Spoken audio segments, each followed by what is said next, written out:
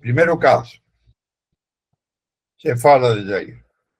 É um paciente de 68 anos, assintomático há até 6 meses atrás, e então começou a apresentar uma disfonia progressiva, atualmente aos médios esforços. Ele nega precordialgia. O que a gente observa aqui nas medidas é que ele tem uma hipertrofia concêntrica, porque tem massa aumentada, 270 gramas, um índice de massa de 140 e uma espessura relativa de 0,41, acima de 0,42. Então, o que faz o diagnóstico de hipertrofia é a massa aumentada, o índice de massa aumentada, e o tipo de hipertrofia, quem faz é a espessura relativa. No caso aqui, hipertrofia concêntrica, que está acima de 0,42. No quadro, a gente observa 3 cortes. Um corte longe, aqui à direita, um corte longitudinal, ou apical se chama de 3 câmaras, que eu não gosto porque a alta não é câmara, mas um apical eixo longo, onde a gente observa aqui a parede anteroseptal, segmento basal médio apical, e a parede infralateral basal médio apical.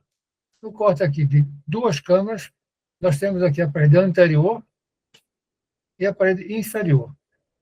E aqui, por que é anterior? Porque aqui está a apêndice arterial, tá vendo? Então, essa aqui é anterior. Eu coloco ao contrário. E aqui 4 câmaras, onde tem a parede lateral e a parede septal posterior. Aqui quem irriga é a CX, aqui quem irriga o basal e o médio é a coronária direita e o apical a coronária esquerda DA. Então, por aqui, a gente está observando que, pelo menos eu não estou observando nenhum déficit contrário segmental. Você está vendo, Castilho? Não. Então, não é déficit contrário.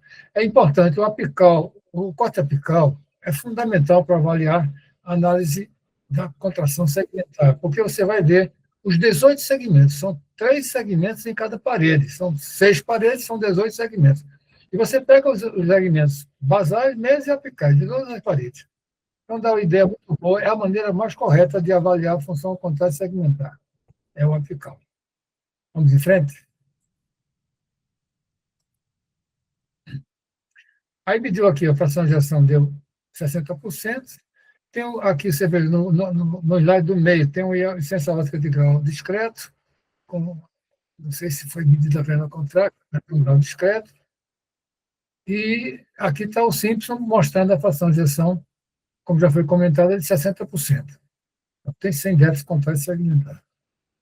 Ok? Vamos em frente. Como é um paciente de 65 anos, é bom sempre fazer o Simpson, né? Pode ser que a gente encontre alguma alteração segmentar. Então, aqui, novamente, repetindo então, as medidas que estão aqui, a hipertrofia concêntrica, bem caracterizada, uma função sistólica global preservada, uma ciência ótica de grau discreto, uma área da via de saída de 3,46, uma VTI da via de saída de 28,4 e a VTI da horta de 11,4. Isso nos vai fornecer uma área de 0,76. Portanto, a estenose aórtica grave, que é abaixo de 1 centímetro quadrado. O volume sistólico, estrutura de 98 ml, uma superfície corpórea de 1,92 e o índice de 51 ml por metro quadrado. Importante isso aqui, porque a gente vai ver mais para frente, em caso de estenose paradoxal, onde o volume sistólico é pequeno, abaixo de 35 ml por metro quadrado. Um gradiente médio de 50. Aqui cabe um comentário. Às vezes a gente não consegue medir a área, é difícil. Então, eu acho, na minha opinião, quando você tem uma função ventricular preservada, o gradiente acima de 40 já denota uma estenose aórtica grave. Não é? Às vezes, nem medir a área, porque você tem um gradiente acima de 40, gradiente médio, já indica que a estenose é de grau importante. Concorda, Zé? Concordo. E aí, o pessoal, está concordando? É bom ir vendo aí também, né? Quando vocês tiverem dificuldade de medir a área, colocando o dedinho. Né? Medir a área depende muito da via de saída, do local certo, como está aqui mostrado. Mostra aí, Zé, aqui na via de saída. Um pouquinho abaixo da implantação das válvulas, né? E além disso, a área da via de saída não é uma área circular. A gente aplica o PR2, né? PR2, mas, na verdade, não é circular. Então, se tiver função sistólica global preservada, como é o caso, 60%, o gradiente acima de 40 já denota uma estenose aórtica de grau importante. Vamos em frente. Na verdade, já no guideline, viu, o último de válvula, que saiu ano passado, ele já fala isso, né? Que o gradiente médio é mais confiável do que a medida de área. Uhum. Porque tem essas variáveis, você pode medir errado, né? Mas aqui tá certo, a medição está correta. Uma outra forma de você medir a área, sabe como é? Você faz a relação da VTI da aorta, ou melhor, a VTI da via de saída, dividido pela VTI da aorta. Isso vai lhe dar um valor, deixa eu ver o que eu coloquei aqui. Vou fazer a continha aqui. Vai dar um valor, a relação dos dois. É só você multiplicar essa relação pela área da via de saída, você vai ter a área do mesmo jeito. A VTI da aorta pela via de saída ou a via de saída pela aorta? Não. A aorta é pela via de saída. 114 dividido por 28,4. Quanto é que dá? 4. Não, deve ser o contrário, então. A VTI da saída pela aorta. A via de saída é pela aorta. Não, E não. 28,4 dividido por 114. Não. É a integrada. 0,25. 0,24. 0,20. Agora você pega 0,24 e multiplica pela área da via de saída, que é 3,46, vai dar a mesma área. Isso matematicamente é a mesma coisa. É. Quer ver? Multiplica aí para ver. Vezes 0,24 vezes 3,46. Vai dar quanto? 0,86. Pronto, está aqui, 0,86. É. Na verdade, a área é 0,76. Né? Eu acho que é. Eu acho que eu errei aí na conta. 0,76. Eu coloquei aqui. 0,76. Tá certo? Ok. Então, vamos em frente. Então, já quantificamos, né? Quantificamos. Vamos lá. Estenose aórtica degenerativa, né? Válvula espessada. Importante aí também, né? Mediu agora avaliando a função diastólica. Na função diastólica, você faz a relação EA, que aqui a relação EA deu. Cadê? Relação EA, eu não medi a onda A, não, viu? Mas a relação EA deve mais de 1, né? A onda E está maior aqui do que a onda. A onda E está maior do que a onda A. Você calculou o capilar pulmonar pela forma de Naguet, que deu aqui 15%, 15 milímetros mercúrio. Pois é só você pegar. Eu aí que dá um grito de alerta, né? Esse 15 aí. 15 está no limite. Aí você vai pegar E', multiplicar essa relação E', que foi 10,7 vezes 1,24, e somar com 1,9. Vai dar exatamente 15. Pode fazer, pega a maquininha, vamos fazer uma coisa bem informal. Algum de vocês, pega a maquininha, pegue. 105. 10,7 vezes 1,24 mais 1,9. Isso é a forma de Naguet. Sabe quando foi publicado isso? 1997, no Jack. Exatamente. No mesmo ano, o Mário Garcia publicou a outra forma com a velocidade de propagação. Com a velocidade de propagação, né? Aqui, como a função está boa, a E' é uma medida correta de fazer pela forma de Naguet, que até hoje é usada, né? Até hoje. Agora veja, eu acho que aí tem uma discordância, né? Porque eles dizem que uma relação de linha T14 é normal, né? Mas veja que com 10,7, 11, praticamente ele já está projetando um capilar pulmonar limítrofe. Né? Sim, por isso que ele tem dispneia. Por isso que ele tem dispneia. E essas são as ambiguidades que eu acho que tem quando você pega os guidelines, né? Você encontra essas ambiguidades aí. Porque, ora, se ele tivesse 12 de relação em linha lá, ele já ia dar um capilar pulmonar pela fórmula de Naguet aumentado. E não obstante, a relação, segundo o guideline, é normal. É até 15, né? Normal. Por isso que é importante, né, a gente medir especificamente o tisular. Se o tisular estiver individualmente, isso que dijo Edelan Novo, né? Se o tisular estiver diminuído abaixo de 9, né? Abaixo de... Aí o lateral abaixo de 9, 10, o lateral, e abaixo de 6, o septal, eles já dizem que tem disfunção diastólica, independente da relação E'. Se você não tiver, né, muito claro isso aí, você pode fazer a relação aérea. Mas uma relação aérea acima de 14, ele vai detectar alterações já muito avançadas da função diastólica, da disfunção diastólica, no meu entender. Eu acho que esse paciente deve ter disfunção diastólica, mas vamos ver, é interessante, você vai ver o que foi feito para tentar desmascarar isso aí, né? Vamos ver. Até aí, como que você daria? Daria grau 2 ou daria normal? Eu daria grau 2. Grau 2, né? Grau 2. Mesmo com essa relação aérea de 10,7. Mesmo com isso. Daria grau 2. Alguém discorda por aí na plateia? Não? Ótimo. Não pode discordar mesmo, tem que concordar conosco, viu? Beleza. Posso passar o próximo? Pode. Agora nós vamos fazer Vai aqui. aí que nós fizemos. Fez um eco sobre estresse. Passamos uma dobutamina nele. Dobutamina em baixa dose, né? Que a gente coloca até 20 microgramas, até 20 microgramas, né? O que ele A pensa. dose por quilo minuto, né? E não atinge aqueles 40, né? Do teste de dobutamina. Ninguém é doido, né? Porque uma estenose aórtica, se ele descompensar, ele descompensa. A dobutamina continua fazendo efeito durante pelo menos 20 minutos. Então, você não pode usar uma dose elevada, né, de inotrópico nesses pacientes pelo risco de você ter um acidente, né, de você ter uma complicação. Ele pode causar isquemia, né? Na verdade é assim, viu, Dejair? Eu uso até 10. Eu não faço nem 20. Então, a frequência cardíaca sobe, principalmente.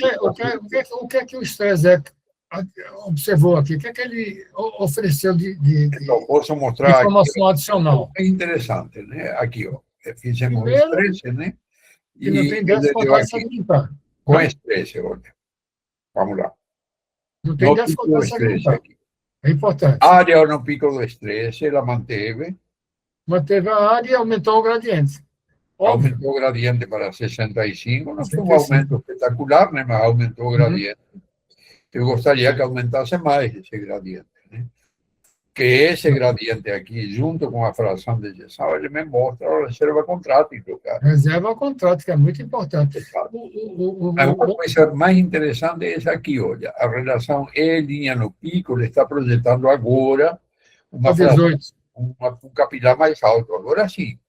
Comprovando que isso ele tem falta de ar quando faz esforço. Exato, por isso que esse paciente tem sintomas, ele não tem angina. Não tem sintomas de angina, ele tem sintomas de disfunção diastólica. Isso. Essa é a ideia, né? Então, vamos lá. Então, agora.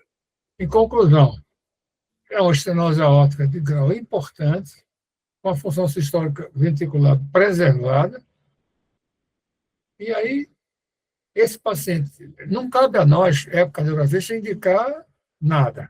Quem vai indicar é o clínico, a gente tem que dar informação para o clínico. Mas, supondo que a gente seja clínico também, o que é que vocês fariam? Você, desse paciente com 65 anos, vocês já indicariam a cirurgia? Vocês fariam algum exame prévio, por exemplo, uma cinecoronografia? Ou qual seria a conduta do ponto de vista clínico? Não cabe a nós, ecocardiografistas, orientar, dizer o que é que tem que fazer, não. Quem vai decidir é o clínico, a gente tem que dar os dados, né? Mas vocês, como clínico, o que é que vocês acham? Daniel? Ana Paula, dê uma opinião? O que é que vocês acham? O que é que vocês fariam com um paciente desse? Vocês, primeiro, vai operar ou não vai operar? O paciente é assintomático. Tem indicação para assintomático. Professores, boa noite. Boa noite, Marcelo. O que é que você acha? Eu pensaria já num cateterismo pensando já adiante na cirurgia. Num paciente sintomático, com estenose aórtica grave. Perfeitamente. Essa é exatamente a nossa conduta. Agora, o que eu estou dizendo é que a gente não pode dizer no relatório o que é que tem que fazer. Você tem que dar os dados para o clínico. Mas, partindo da premissa que a gente é também cardiologista, A indicação é cirúrgica, sem dúvida nenhuma. Não é? Pois é. Agora, você, por acaso, pensaria em botar uma TAV, por exemplo?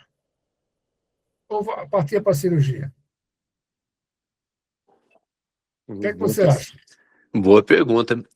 O procedimento seria em mim ou algum parente meu? Se fosse você ou parente seu. Pensando no Ah, melhor para o doente, o que é melhor para o paciente?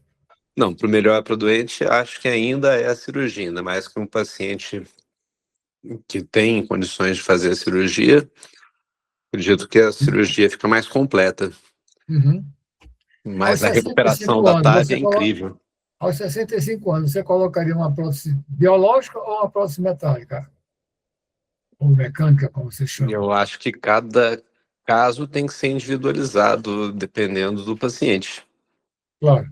Vamos supor que esse paciente ele não tem intolerância à anticoagulação, não tem nenhum problema com anticoagulantes. Ah, assim mesmo. Com Você 65 anos, eu colocaria prótese metálica.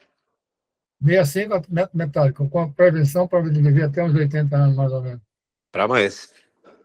Mas a biológica, hoje em dia, ela está bem, né, Castilho? A biológica melhoraram muito, né?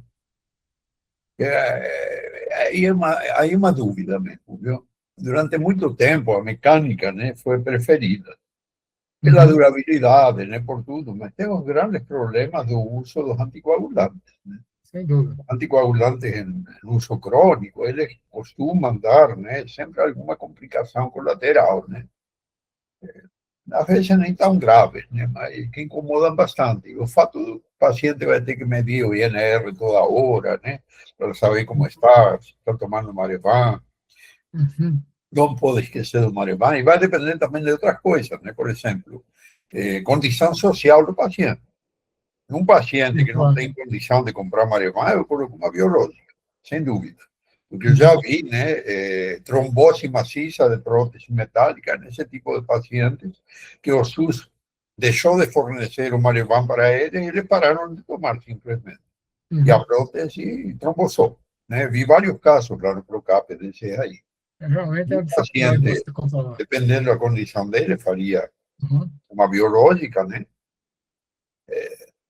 As biológicas melhoraram, ainda não são as mecânicas, né? A mecânica ainda tem aquela. Hoje a mecânica melhorou muito também, esse é o problema. Só que o problema que eu vejo não é a prótese, é o Marevan. Uhum. Aí eu ficaria assim, viu? Pensaria muito. Se fosse para um parente meu, pensaria muito. É verdade. Eu já tive uma experiência com um parente meu que colocou uma biológica e terminou falecendo no endocardite. Uhum. Né? Então, sei, fica difícil. Realmente o Marcelo tem razão. Fica difícil. Talvez uma mecânica, né? Mas uma coisa Então, muito importante é fazer uma coronografia nesse paciente. Né? então, em conclusão, a estenosose óptica de grau é importante, com ventrículo bom, ventrículo com função boa, com disfunção diastólica, acho que grau 2, e com indicação para cirurgia. Né? Você vê que o paciente vem. A questão da escolha aí fica com o clínico. Pois Se é. ele vai indicar. Outra coisa importante que eles colocaram no guideline de prótese é que você tem que consultar o paciente. Sim, claro. O que o paciente quer, né? Claro, mas isso é sempre assim. Qualquer tratamento, o paciente tem que ser consultado. Às vezes os pobrezinhos que a gente verifica, eu via muito isso lá no INAPS, e não. Então, essa seria uma estenose aórtica, aquela que você vê no dia a dia, né? Uhum. A vida real. Eu coloquei um caso, inclusive, que não é tão bonito, né, do ponto de vista de imagem, porque é aquilo que você vê, né, nos pacientes na vida real. Esses 3 casos que estou mostrando aqui são da vida real mesmo. Né? Uhum. Então, nós Então, classificaríamos essa estenose aórtica como uma estenose clássica, né, com fluxo vai. normal, com gradiente elevado, uma estenose Uhum. aórtica importante, gradiente medio elevado. Eu fico meio em dúvida, né, com essa reserva contrátil dele. Eu esperava uma fração de ejeção subir mais durante o esforço, né? Então, E um gradiente médio também subir mais. Então, quem sabe vai aí subir. Vai subir. pensar Mostrando, que a doença o que se fala é que o gradiente subindo 20%, tanto o gradiente como o volume histórico, subiu 20%, já indica que tem reserva contrátil. E é muito importante isso, porque muitas vezes o colega pensa, não, vou fazer um eco sobre estresse só para ver se a estenose agrava ou não. Não, é muito importante o subgrupo de pacientes com reserva contrátil e o subgrupo de pacientes sem reserva contrátil. O prognóstico é totalmente diverso, totalmente diverso. Então, o fato de você ter um aumento de 20% do gradiente e do volume histórico, do estoque volume, diz que você tem reserva contrátil. Informa que você tem reserva. Isso é um dado muito importante. Não, realmente. Agora é o seguinte, né? Esses são pacientes difíceis, né? Porque o paciente é assintomático, né? E o cara vai falar, ué, doutor, vamos operar. Ele não é assintomático, não. Ele não tem dispneia. Ele tem dispneia, Castilho. No resumo, ele não tem Aí a dispneia. função nossa, né? Indicar precocemente a cirurgia antes que o ventrículo dê vigor. Sim. Ok. Vamos passar para outro caso. Todo mundo está. Alguém quer comentar alguma coisa?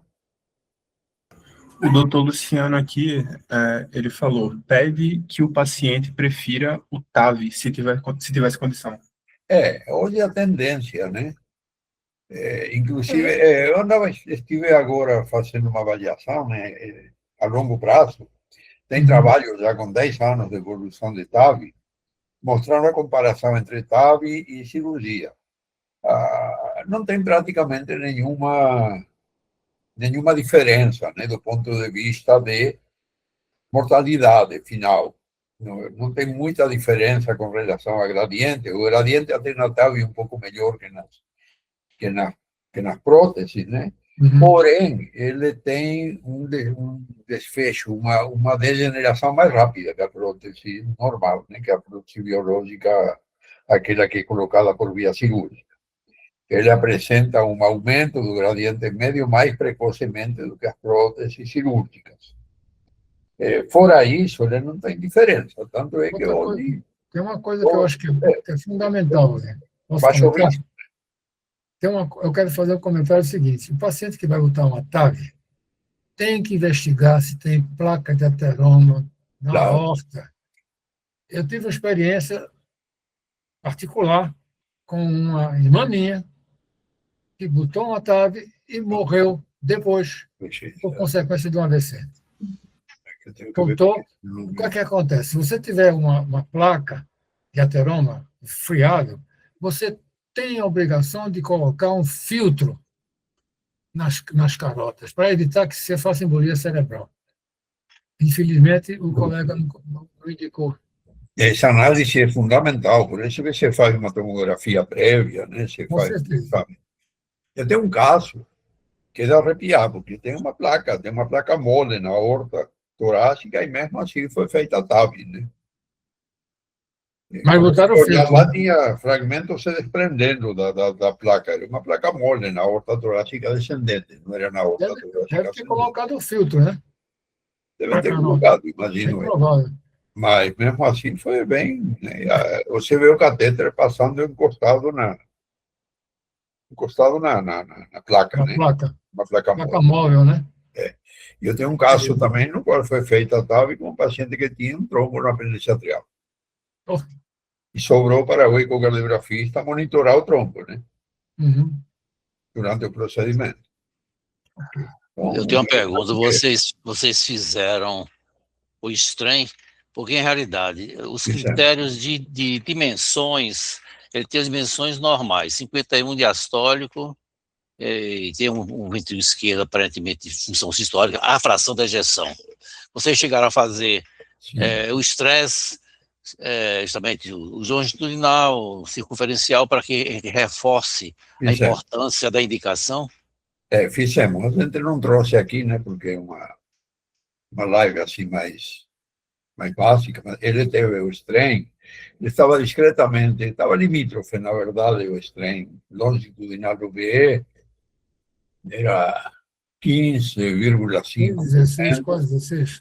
O circunferencial estava ótimo, estava com 25%, isso eu tenho até a imagem bonitinha. O radial a gente não faz de rotina, né, porque ele não é tão fidedigno, usa o circunferencial e o longitudinal e faz a rotação apical. A rotação apical estava muito boa também, ou seja, tinha um ventrículo- Compensando, né, naturalmente. Exato, estava compensando. Todos os pacientes que mostrou hoje, não mostrei o extremo, mas todos eles têm extremo, nós fazemos de rotina isso, no paciente com estenose aórtica, né? Principalmente esses pacientes que vão fazer ecoestresse. Que o ecoestresse foi para tentar, né, ver essa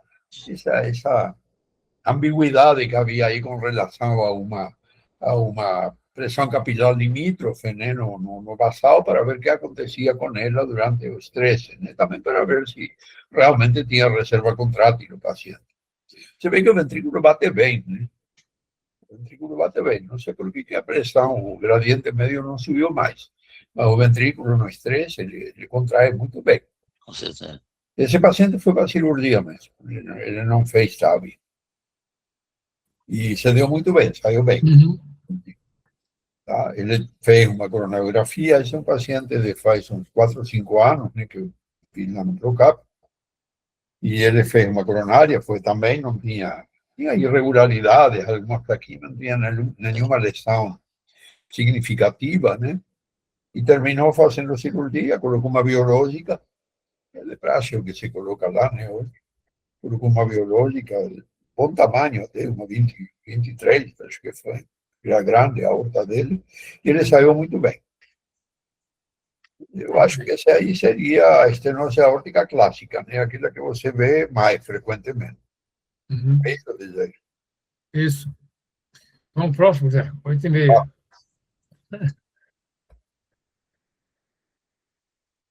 Isso aqui já é mais complicadinho. Aí deixo Esse é com você. complicado.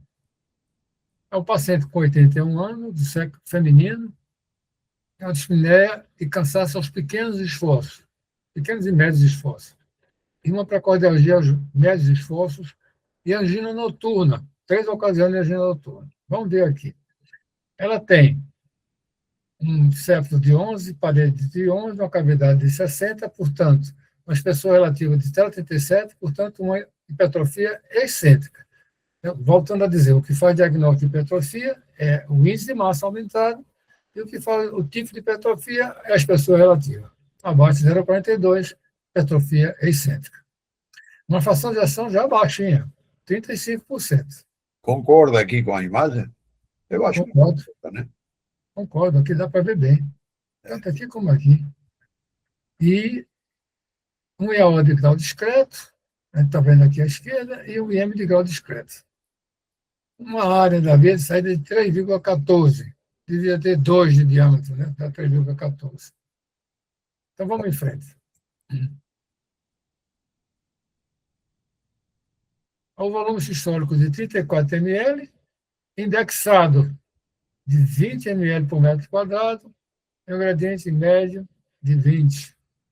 Portanto, isso aqui caracteriza uma estenose aórtica com função global comprometida e com baixo fluxo também, né? 20 ml por metro quadrado. Né? Mas o fato de ela ter já 35% de fração de ação já justifica esse gradiente mais baixo. Né? Agora, tem uma estenose aórtica bem importante, né? É. A área dele. 0,25 é uma estenose aórtica de grau importante. Né? Vamos ao próximo. Aqui, antes disso, uma IAO também. A IAO eu acho que é moderada, viu? Aqui já é moderada, 300 e pouco, abaixo de 500. Moderada. Né? Aparentemente era discreta, mas aqui pelo PHT é moderada. É verdade. Talvez esse ventrículo um pouquinho maior, né, de 60, tenha a ver com essa insuficiência aórtica associada também. Uhum, com certeza. Concorda? Tem mitral também, né? Tudo são duas valvopatias que dilatam o VN. E aí a hipertrofia excêntrica dela, né? Hipertrofia excêntrica. Posso ir no próximo? Vamos. Bom, já quantificamos, né? Já quantificamos. Aí, função diastólica. Função diastólica. Ele tem aqui a onda é 72, a onda é 56, que dá pela forma de foi feito lateral, viu? Não foi feito septal. Aí, aqui é lateral, né? Aí deu 18,6 de mercúrio. Uma hipertensão pulmonar, hipertensão bem no capilar pulmonar é importante, né? E já era de se esperar, né? Com ventrículo com déficit contrátil global, né? Agora é Importante. engraçado, o paciente estava no ritmo sinusal, a onda A não aparecia, né? Está Uhum. aparecendo já isso aqui. O paciente estava em sinusal, não estava em ritmo. A ritmo sinusal está aqui, está aqui, a onda está aqui. Aqui está aí, né? Está aqui, ó. Está aqui, estou vendo. A Isso já linha. está. Mas no Doppler de mitral não aparece. Deveria ser muito pequena, né? Aí Eu seria acho- restritivo, desde Eu aí. acho também, tecnicamente, Castilho, que essa, veja aqui, ó, na esquerda, onde tem o fluxo mitral, É, veja que a amostra de volume está muito dentro do ventrículo. é dentro do ventrículo, é possível Muito dentro também. do ventrículo. Então, talvez isso também não tenha ajudado a não aparecer a onda A. Concorda? Concordo. Mas, de qualquer jeito, uma disfunção com aumento de pressão de enchimento Com de certeza. ventrículo, né? Uhum. Beleza? Posso passar? Beleza, pode passar. Então, o que nós vamos fazer agora, nessa paciente, para ver? O que você acha qual é o próximo passo com a ecocardiografia? O que vocês acham aí, pessoal? Faria um esforço nessa paciente, um estresse, aliás, não um esforço físico, né? Um estresse farmacológico com dobutamina? Uhum. Eu faria, né? Aí, Com o objetivo principal de ver se tem reserva ao contrato. exato. É o mais importante. Porque o prognóstico é totalmente diferente. Tem trabalho já publicado na literatura onde se pegou 2 grupos com reserva sem contrato e sem reserva ao contrato. A grande maioria dos pacientes sem reserva ao contrato, ou seja, que não aumentavam o stroke volume em 20% durante o estímulo, né? Esses são pacientes que 50% faleceu intra-hospitalar. Metade faleceu intra-hospitalar. E o grupo que tinha reserva ao contrato, com a evolução de 5 anos, se manteve vivo, a maioria estava viva. A fração de ejeção melhorou bem, né? Desde aí. Estava 35, foi para 42. Foi para 42, mostrando que tem reserva ao contrato. É. Porque subiu mais do que 20% a fração de ação, está vendo? E agora a pergunta: faz o quê? E o gradiente também, o gradiente subiu também. O gradiente subiu também, né? O médico. O gradiente médico era 20, né? Deixa eu ver era quanto 20 e passou para quanto? Olha aqui, ó. Aqui, Passou para 44. 44. Dobrou, né? Mais do que 100%. É. Então, ela tem reserva ao contrato. Isso é um fator muito bom, muito importante. Apesar de 91 anos de idade, ela tem 91 anos de idade, 91 anos de idade, 81. Olha aqui, a área permaneceu estável, né? A área permaneceu estável. Então, quando você tem a manutenção da área e você tem aumento do gradiente, pelo menos de 20%, isso indica que existe reserva ao contrato. Esse é um critério. Estenose aórtica grave com reserva ao contrato. Para isso é que serve, além de confirmar que a estenose aórtica é grave, confirmar que tem reserva ao contrato. É muito importante Agora, é interessante de Jair como que a capilar que estava 18 caiu. Caiu. Melhorou a função ventricular. Disse que provavelmente o esforço, né, abriu um pouco mais esse canal, né, ele melhorou o enchimento ventricular, né? Uhum. Baixa reserva contrato e tudo, deve ter misturado tudo aí, deve ter feito com que essa diástole melhorasse também. Essa é uma paciente que faria o quê? O que acha a plateia? Faria no quê? 81 anos. Uhum. Cirurgia nela. E aí conseguimos matar? Não. Aí Na já verdade, pensava 2 vezes na cirurgia. pois eu ficaria meio com o pé atrás de fazer cirurgia nessa paciente. Aí eu pensaria mais na Aí eu tentaria uma TAV. a TAV, com certeza. Eu tentaria Aí eu TAV. tentaria uma TAV. Muito idosa, muito frágil, né? Porque eu fiz. a agressão vai ser menor, né? O pós-operatório menos complicado. Pois o risco, né, cirúrgico O mais risco cirúrgico é elevado. muito maior, né? Uma paciente pequena, né? Uma paciente magrinha. Eu acho que a TAV ia bem aí. e a peso e altura, mas era uma paciente com uma superfície corpórea não era muito grande. Eu acho que era 1,68 a superfície corpórea. Foi feito o TAVI mesmo, que ela evoluiu bem. Evoluiu bem, né? Esses são todos pacientes que já tiveram o desfecho, né? Uhum. Então, deixa eu ver o que diz aqui. Avalie e comente. Quer comentar mais alguma coisa aí com relação a esse caso? Não, eu acho que Eu está resumi ele, né?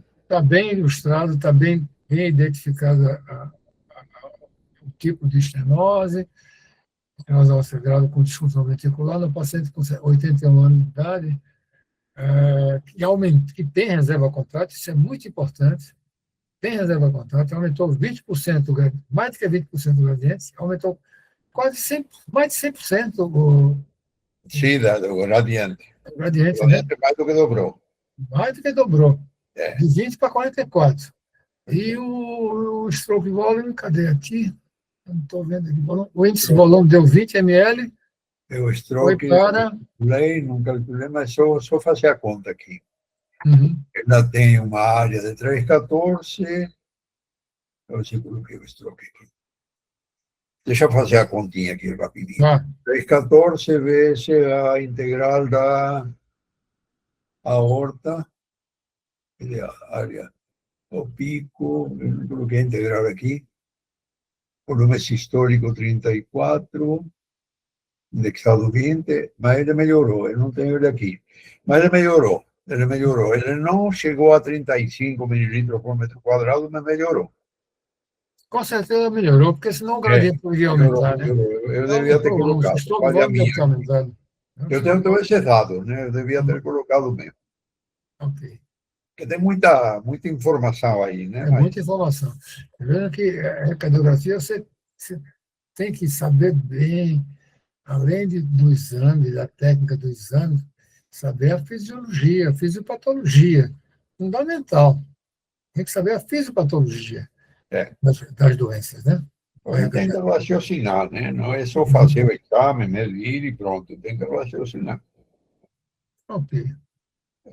Na verdade, o ECO nos tem ajudado muito nessa área, né? Uhum. Para esse raciocínio clínico. Posso passar ao próximo? Eu acho que está bom. Esse aqui. Essa é interessante. Um paciente com 65 anos, feminina obesa, dispneia e cansaço aos médios esforços, nega precordialgia, tem uma hipertensão não controlada e o exame também tecnicamente difícil. Então, aqui, a hipertrofia em 13 e 12, 13 de septo, 12 de parede, cavidade de 28, então espessura relativa de 0,52, portanto, hipertrofia concêntrica. Agora, aqui tem um detalhe. Se você pegar essa massa aqui e dividir pela superfície corpórea, veja que o índice de massa deu 110. Né? Deu 110. E, portanto, subestimando a hipertrofia pelo índice de massa. Então, a gente usa também, tem no relatório do ECOP, a massa indexada pela altura. Porque você, muitas vezes, até normaliza a massa pela superfície corpórea. Era 1,63, né? Pela altura ao quadrado, né? A altura elevada a 2,3. A 2,3. Deixa eu fazer. Deixa eu ver aqui, eu anotei. Era 1,62. Eu anotei aqui. Deixa eu colocar na científica aqui. 1,62. Vezes a altura era 1,63. Vezes. Dá quanto? 1,64. Uhum. Elevado a 2,7. 2,7. Elevado a... Não, isso é... Porque não tem, aqui não me deixa fazer, não teria que fazer no Excel.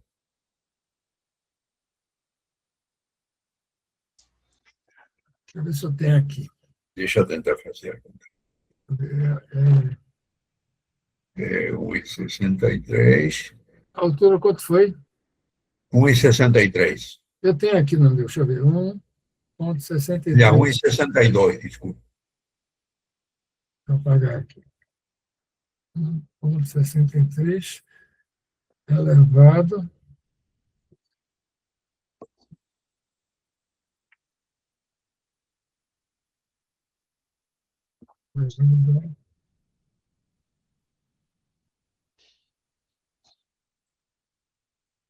¿Cuánto que es elevado a cuánto? 2. 2,7. 2,7.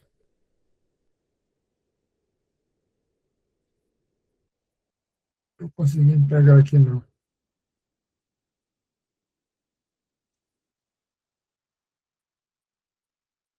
Conseguiu aí? 1,63 elevado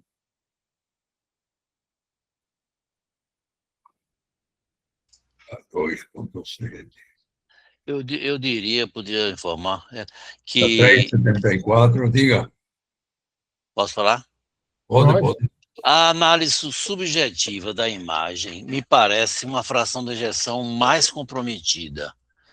É possível até que tenha havido uma subestimação dessa fração de ejeção pelo Simpson no tracejado do sistólico, que me parece que o tracejado da parede lateral não tenha sido conveniente, talvez fosse um pouco mais para fora. Então, aí subestimando talvez a fração de ejeção. Aliás, ele superestimou.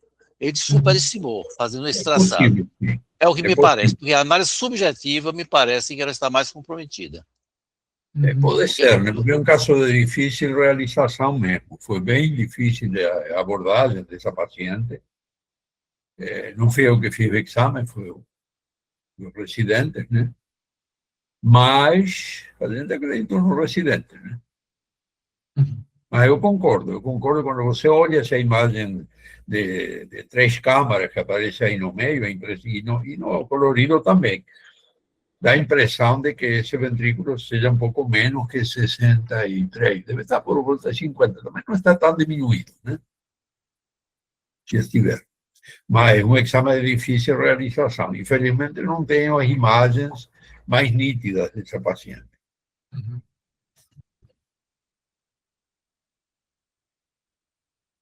Mas ela estava com uma crise hipertensiva na hora que fez o exame, né?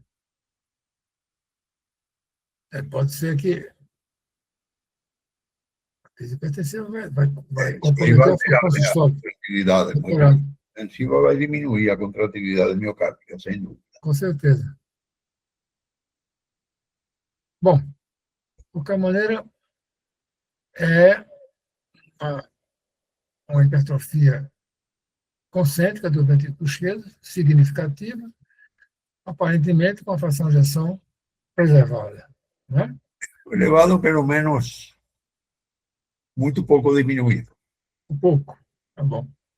Você considera baixo fluxo, baixo gradiente, quando é abaixo de 40%, né? Agora, veja cá o IMC dela, tem 40,6 o IMC dela. A semana passada, nós pegamos um caso lá no ECOP de 54 de IMC. IMC? Imagina só, quase não cabe na maca. Bom, então vocês, quando tiverem um IMC acima de 30, utilizem a formulazinha, aqui não está dando para, não foi colocado aqui, pela altura, que é isso que deve ser feito. É você calcular a massa e normalizar não para a superfície corpórea, senão você vai subestimar. O paciente muito obeso, a superfície corpórea vai ficar muito grande. Então, isso não somente para a hipertrofia, mas também para o lado esquerdo, é a mesma coisa. Ele vai subestimar. Então, você usa a altura. Para o alto é sempre a altura ao quadrado, somente. Agora, aqui, para a massa, é elevada a 2,7. Bom, vamos em frente. Olha, como foi difícil até para externar, Lau. Para medir aqui a via de saída. Para medir a via de saída. Bom, de qualquer maneira, a via de saída aqui deu... Via de saída deu, está aqui, ó. Via de saída do B, está por aqui. Está aqui, ó, 2,84. 2,84. Né? Você vai agora dividir, Aqui tem a VTI da via de saída, multiplicar pela via de saída e dividir pela via de saída da aorta. já tinha também o índice, né, de volumes históricos, né, baixo. Abaixo de 35 por metro quadrado. Isso vai caracterizar o quê? Como ela tem uma fracionação preservada ou pouco alterada, isso vai caracterizar a chamada estenose aórtica paradoxal, onde você tem um paciente com uma estenose significativa e, paradoxalmente, sem gradiente significativo. Deixa eu fazer a relação de VTI. Quando você tem uma área pequena e um gradiente baixo, isso pode ser ou por disfunção sistólica do ventrículo esquerdo, como foi o caso anterior, ou por baixo fluxo pela válvula. Você tem pouco volume, você não vai dar gradiente. Então, um volume sistólico, um stroke volume sistólico, o volume que sai abaixo de 35 ml por metro quadrado, vai subestimar o gradiente, porque tem pouco volume ejetado. Isso vai subestimar o gradiente, como está aqui. De fato, subestimou. É um gradiente de 20 milímetros de mercúrio. Então, baixo fluxo, baixo gradiente, né, 20. Mas aqui, no caso, é por... A relação entre a via de saída, VTI, com a VTI da aorta, ele está dando 0,29. Ele não está batendo com uma estenose aórtica importante, embora a área, né, A área, sim. Mas a área, sim, ó. A área deu a área quanto? está baixa. A área da aorta foi de 0,85. 0,85. É abaixo de 1. Porque existe um stroke volume, volume sistólico, baixo, abaixo de 35 ml por metro quadrado. Isso caracteriza estenose aórtica paradoxal. Beleza. Pode continuar? Pode.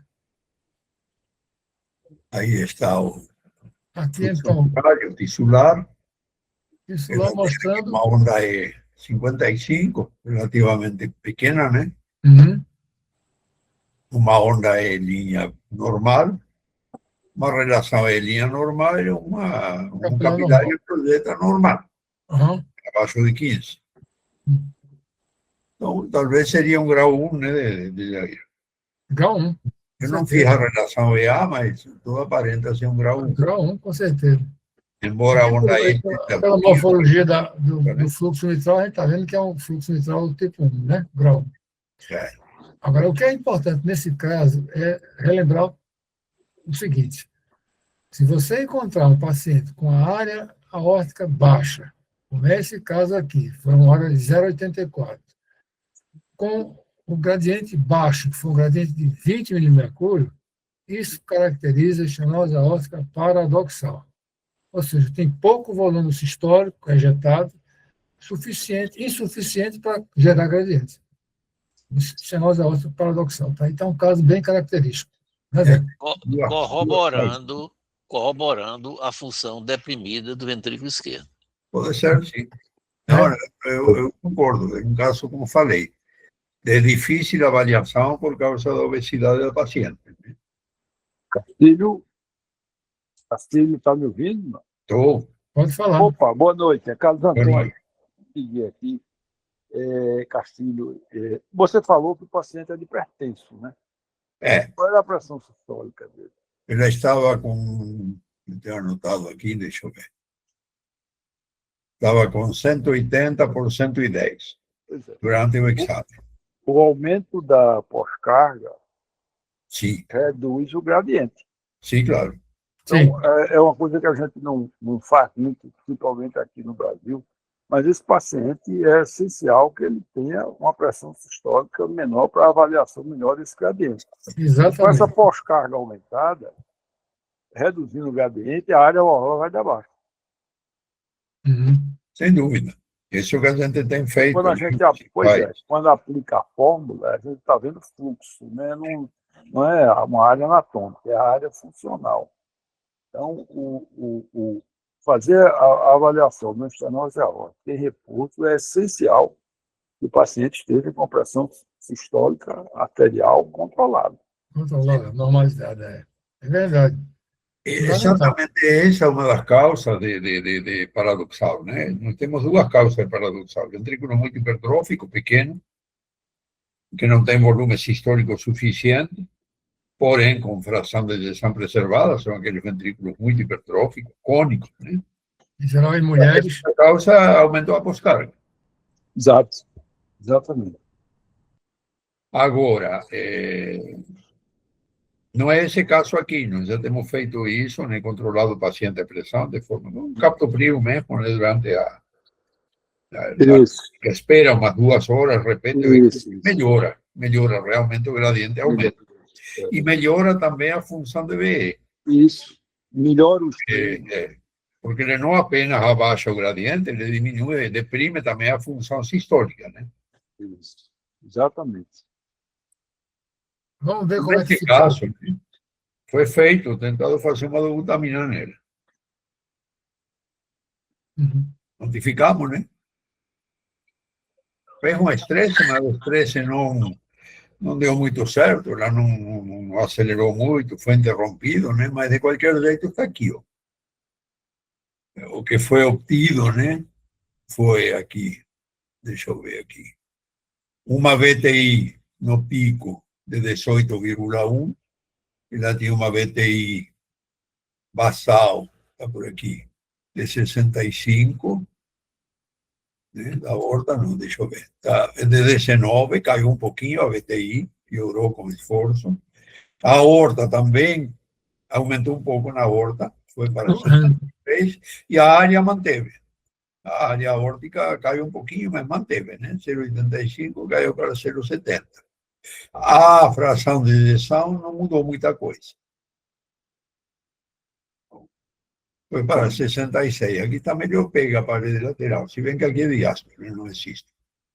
Tá? Peguei só metade da imagem para não ocupar tanto espaço. Mas a fração de ejeção por Simpson no pico foi para 66. Teve um aumento discreto, né? Aí não chegou a 10%, né? Não chegou a 20%, aliás. Se a gente considerar 60%, né? Tudo bem, eu concordo que poderia estar subestimado. Doutor Castilho, chegou uma pergunta aqui do doutor Luciano Pereira. Ele está perguntando se é preciso sempre fazer score de cálcio para diferenciar da pseudoseveridade. Nesses pacientes, sim. É uma das grandes diferenças, né? O eco de estresse se usa, na verdade, para tentar diferenciar aqueles pacientes que têm válvula aórtica calcificada, né? E uma verdadeira estenose aórtica. Não sei se esse é o sentido da pergunta, né? Você diferenciar a estenose aórtica verdadeira da pseudoestenose. Que a pseudoestenose com disfunção ventricular, ele vai simular muito uma estenose aórtica de baixo fluxo, baixo gradiente. Aí o que acontece quando você faz a escolha de cálcio, você vai ter uma noção de como está o cálcio na válvula e nas paredes da aorta, né? Eu não sei se faria a diferença de uma forma ou de outra. Castilho, posso? Desculpe. Claro, pode, sem dúvida. Eu só gostaria de ressaltar, o score de cálcio, ele é muito fidedigno, tem uma sensibilidade muito boa em pacientes idosos. Em pacientes com menos de 70 anos, principalmente quando tem como etiologia a válvula aórtica bicúspide, a sensibilidade do score de cálcio, e alguns estudos têm mostrado em torno de 50%. Porque com a evolução da válvula bicúspide, ela é mais precoce. E às vezes não dá tempo de calcificar.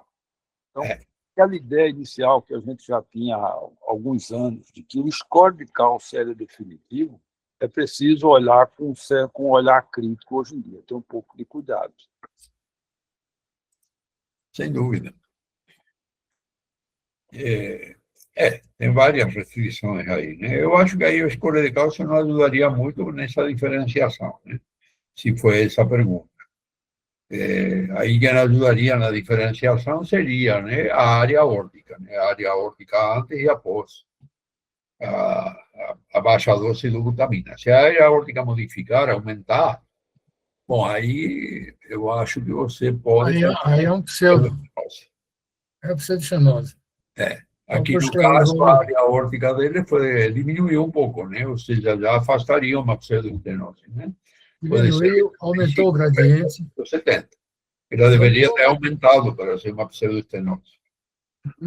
Não é pseudoestenose, isso é estenose verdadeira. Eu peguei um caso agora, essa semana passada, que foi bem interessante, uma hipertrofia medioventricular, que eu acho que era de origem genética. Nós estudamos bem esse paciente, fizemos strain, fizemos tudo que tem direito, e esse paciente tinha uma calcificação aórtica. Importante, tanto que quando começou o exame, eu achei que fosse uma estenose aórtica, mas quando fui medir septo e parede, tinha 17 de septo, 16 de parede. Uma hipertrofia tão grande, você não encontra numa estenose aórtica de rotina, né? Você vai encontrar isso na forma genética, geralmente são doenças.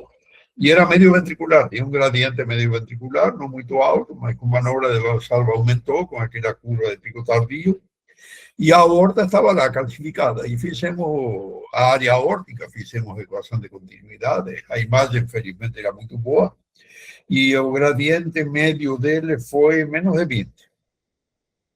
Foi 18 e alguma coisa, o gradiente médio, e eu acho que era uma pseudoestenose, não era uma estenose aórtica.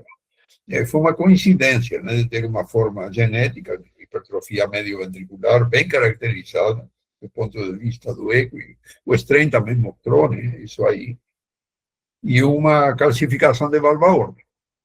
Talvez aí uma dobutamina, né, baixa dose, pelo amor de Deus, porque esse hipertrófico é muito difícil, né, aumentaria essa área aórtica, seria provavelmente uma pseudoestenose. Não fiz, óbvio, não fiz.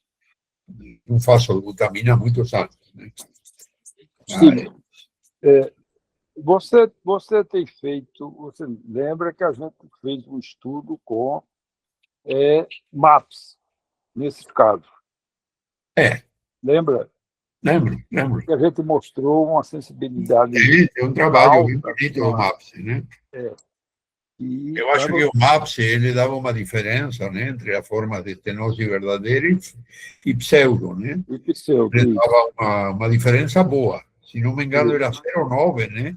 Quando era abaixo de 0,9 o MAPS, ele ia mais a favor da estenose aórtica. Verdadeira. E quando ele ia ser acima de 0,9, se não me engano, me lembra aí. Isso. É isso mesmo. Seria uma pseudoestenose. É um método extremamente simples e tem uma sensibilidade assim surpreendente. E tem uma correlação, Carlos, muito boa com o strain. Né? Tem uma correlação boa com o strain, porque você mede o encurtamento da fibra longitudinal. Exatamente. Quem gosta muito de MAPS, e ele compara com strain, o Stoilen, aquele norueguês lá que ele começou com strain na década de 2000, né? O Stoilen tem publicado bastante coisa agora recentemente sobre MAPS. Com MAPS. O MAPS, na verdade, eu chamo o MAPS do strain dos pobres, viu, Castilho? Com todo o respeito que eu tenho pela sua paixão pelo strain. Na verdade, porque é extremamente fácil. E é isso, né? O strain longitudinal. Longitudinal, exatamente. É que nós fizemos, eu e Castilho, a gente fez um estudo sobre isso, nesses casos aí. Não era um número expressivo, mas trouxe dados bem interessantes. E mostrava isso. MAPS abaixo de 0,9. E aqui é bem simples, no exame em repouso. Essa estenose seria verdadeira, acima seria pseudoestenose. Se eu não me engano, deu uma sensibilidade em torno de 90%. Né? Legal, tem várias coisas aí. E que a gente vai se fixando nas tecnologias mais avançadas e vai deixando a forma mais simples, né? Para trás, relações importantes. É como o Carlos disse, né? O Carlos Antônio fala que o strain dos pobres não deveria ser usado, mas uma ferramenta que você tem, né? Exato. Nem sempre o strain tecnicamente é tão fácil de fazer como o MAPS. O MAPS você faz praticamente com qualquer anatomia, mesmo ruim. O strain não, se você não tiver uma imagem boa, você não faz. Essa é a grande vantagem. Lembrando só um detalhe, em relação ao MAPS e ao TAPS, que eles são ângulo dependentes. Eu já vejo muitos colegas que estão fazendo exames, estão começando agora e tal, aí pega oblíquo o movimento do anel. Aí subestima tudo. Você Não é isso, Carlos? Eu me lembro desse trabalho, Carlos, você publicou? Está publicado? Eu me lembro. É. Muito bom. Castilho, a gente publicou. Já faz alguns anos. Nem me lembro mais. Já faz- Está bem legal. Falando nisso, viu, Carlos, queria aproveitar para te fazer um convite. Íamos fazer da vez passada e terminamos não fazendo. Você foi para o Euroeco, não foi? Foi. Então, você viu algumas novidades lá. Que tal fazer uma live sobre as novidades que você viu no Euroeco?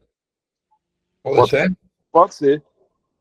Prepara aí uns teminhas aí, algumas coisas interessantes que tenha visto por lá e a gente discute. Ok. Eu vou ver isso e falo com você. Tá bom. O convite está feito, viu? Agora tem que aceitar. Tá bom.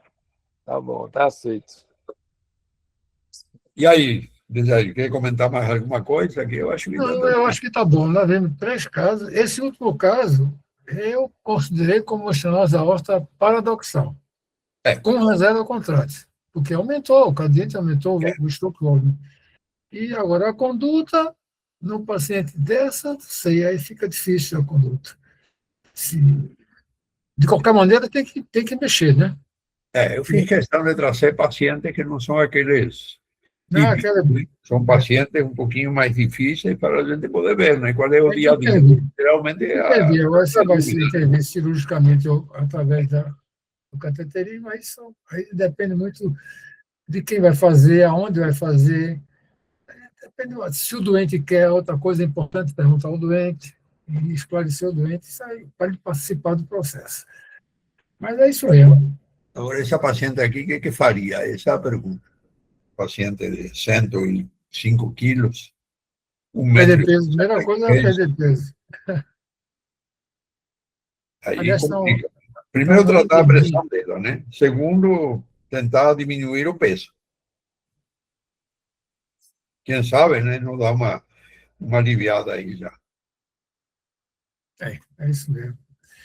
A obesidade está um processo endêmico no país, está horrível, está demais. Eu acho que dos pacientes que a gente faz exame lá no ECOP, seguramente, vamos botar, 70% tem obesidade. O resto tem sobrepeso. Mas é a tendência nacional, né? Nós só estamos atrás dos Estados Unidos. Como é que você vê lá, Carlos Antônio, lá no Procap? O que? Bom, obesidade, a gente tem bastante obesidade, né? Mas eu acho que é uma população um pouco mais magra do que mas muita obesidade, muita obesidade. A gente estava vendo essa história da cirurgia corporal, a gente tem sempre indexado com altura. Eu acho que não é uma tendência. Se você fizer o cálculo, você vê uma área corporal normal, a altura é muito semelhante à área corporal. Na verdade, quando ele tem. Eu acho isso bem. Como você falou, Jair, não é só para estenose aórtica, não, é indexação para tudo. Né? O contrário é verdadeiro. Aqueles pacientes muito pequenos, quer dizer, que têm área muito baixa, aí você pode superestimar. Né? A indexação com altura é essencial. Agora, a gente tem pego pacientes obesos com estenose aórtica, mas não é tão frequente como esse caso, não. Tá? Esse caso é bem interessante. Ok. É uma dificuldade. Aí vai depender de sintomas, estratificação de risco, né? E se for algo muito alto, vai fazer um TAV. Então, um paciente desse, né? Uma cirurgia é complicado. É problemática. Eu já vi essa cirurgia, né? Acompanhei várias dessas, são muito difíceis mesmo. Só para chegar no coração leva 2 horas. É isso. A toracotomia leva 2 horas. Tem muito risco, né, Castilho? Pós-operatório, atribuladíssimo. Não, e o risco é incrível, né? Trombose venosa, faz um monte de coisa. Trombose mesentérica, já vi muita coisa. É uma escola, né? É. Plantão de UTI é uma escola no hospital. Não é, Dejair? É verdade. E a outra coisa, pelo visto, as jovens eles têm que passar pela emergência, pelo menos um ano. Que é totalmente diferente do doente na emergência do doente no consultório. Então, só para brincar um pouquinho, eu me lembrei de um colega meu, do 6º ano, ele era residente, eu era sextanista, lá em Santos, no Hospital na Costa. Então, chegou na emergência um paciente com dor, e aí ele pergunta, e o nome do papai? Eu estou com dor. Quer dizer, você tem que tomar uma decisão rápida, né? Raciocinar rápido e tomar uma decisão rápida, diferente do paciente de consultório. Então, eu acho que o treinamento na emergência é fundamental na formação da gente, né? Ok, Zé, eu acho que tá bom, né? Tem mais alguém aí que queira fazer algum comentário?